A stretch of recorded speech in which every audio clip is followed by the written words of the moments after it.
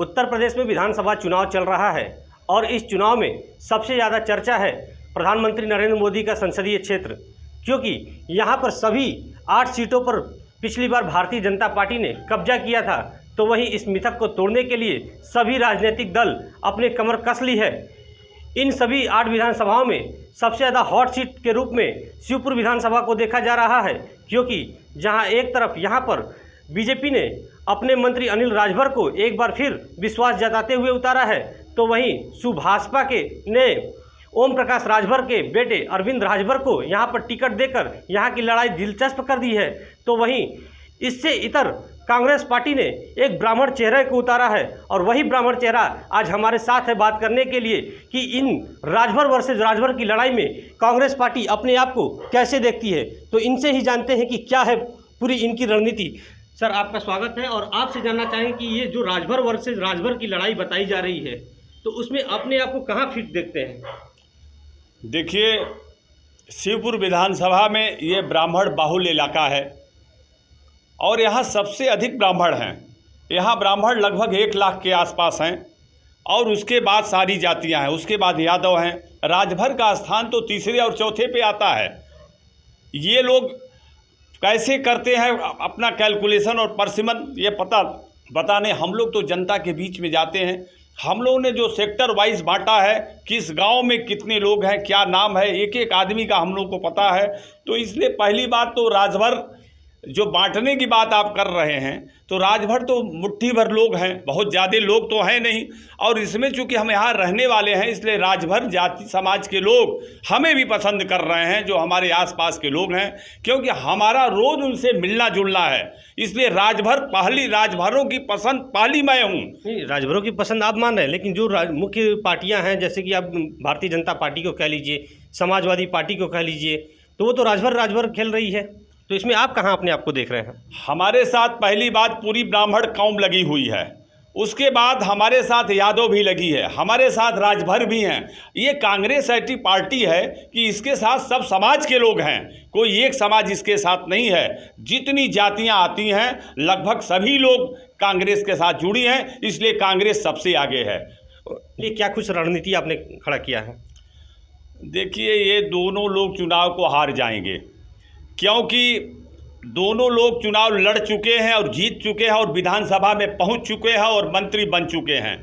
जनता इनकी रवैये को देख चुकी है, इसलिए राजभर समाज या कोई भी समाज इनको पसंद नहीं करता है। एक राजभर समाज का इन्होंने हौवा खड़ा किया हुआ है कि हमारे साथ राजभर समाज है, जबकि सत्यता ये है कि राजभर समाज भी मेरे साथ है, ब्राह्मण समाज भी मेरे साथ है, यादव बाहुल्य इलाका भी है। अगर ब्राह्मण के बाद किसी का नंबर आता है तो यादव समाज है, यादव समाज भी हमसे जुड़ा है, क्योंकि हम लोग इस राजनीतिक क्षेत्र में बहुत दिन से हैं और सबके दुख सुख में शरीक होते हैं, इसलिए हमारे साथ सारी जातियां जुड़ी हैं। इसलिए हमें जनता इस बार पसंद कर रही है और विजयी बनाने के लिए राजभर की बात आ रही है, तो खास करके ब्राह्मणों की जो बात कही जाती है, समाजवादी पार्टी लगातार आरोप लगाती है भारतीय जनता पार्टी पर कि ब्राह्मणों की उपेक्षा होती है इस सरकार में, और ख़ास करके उसने भी राजभर यहाँ पे प्रत्याशी दिया है। तो क्या ये ब्राह्मणों के चेहरा देखते हुए राजभर को उतारा गया है या फिर वाकई यहाँ पर राजभर एकजुट है? देखिए, ब्राह्मणों की हमेशा उपेक्षा हुई है। यहाँ इस विधानसभा में ब्राह्मणों को हमेशा बांटा गया है और ब्राह्मण ये इस बात को समझ गया है कि इस बार हमें बंटना नहीं है, एक होकर के हमें चुनाव गिरीश चंद्र पांडे को लड़ाना है। तो ब्राह्मण समाज तो इसलिए हमसे जुड़ा ही है और उसके अलावा सारे समाज के लोग, कुछ न कुछ लोग, हमें सब लोग सपोर्ट कर रहे हैं। इसलिए हमें ऐसा लगता है कि आने वाले समय में यहाँ की शिवपुर की जनता हमें पसंद करेगी और विजयी कराएंगे। हम जनता से ये वादा करते हैं आपके चैनल के माध्यम से कि यदि आपने हमें विजय दिलाने का काम किया तो हम जनता के बीच में रह के आपका निरंतर सेवा करने का काम करेंगे। यदि आपको रात में दिन में कहीं कोई दुख मुसीबत है तो आपको न जसूराबाद जाना पड़ेगा, न चंदौली और लखनऊ जाना पड़ेगा, आपको कोटवा गिरीश चंद्र पांडे के घर जाना पड़ेगा। इसको भी मुद्दा बनाएंगे क्या, बाहरी और भीतरी का? ये मुद्दा हमने नहीं, ये जनता ने मुद्दा बनाया है।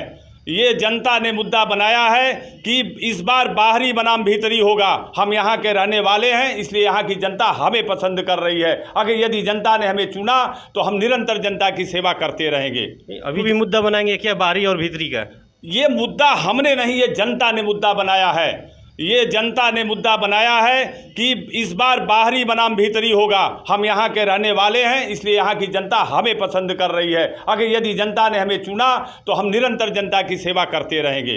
अभी जो मौजूदा समय में यहाँ के बीजेपी के विधायक हैं और यहाँ पे प्रत्याशी भी हैं बीजेपी से, तो कैबिनेट में मंत्री भी रह चुके हैं। एक बड़ा नाम देखा जाता है कि भारतीय जनता पार्टी में अनिल राजभर का एक बड़ा कद है राजभर को लेकर के। तो क्या लगता है कि 5 सालों में क्या वो विकास करने में कहीं विफल रहे हैं या सिर्फ आप लोग आरोप ही लगा रहे हैं? ये आरोप प्रत्यारोप तो जनता से पूछा जाए, उनके बीच में जाके आप पूछिए तो सत्यता का पता लगेगा।